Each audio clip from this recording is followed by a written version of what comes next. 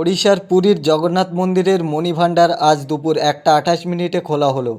ওড়িশার মুখ্যমন্ত্রীর কার্যালয় বিষয়টি নিশ্চিত করেছে। এই সময় সরকারি প্রতিনিধি, এএসআই কর্মকর্তা, শ্রী গজপতি মহারাজের প্রতিনিধি সহ 11 জন ভাণ্ডারে উপস্থিত ছিলেন। মন্দিরের কোষাগারটি শেষবার খোলা হয়েছিল 46 বছর আগে।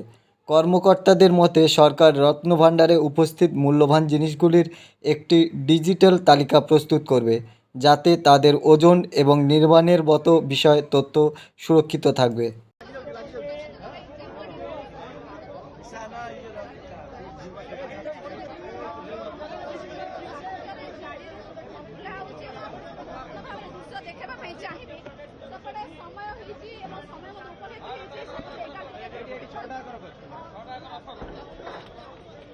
ଭାଇ ଟିକେ ପଛକୁ ହେଲେ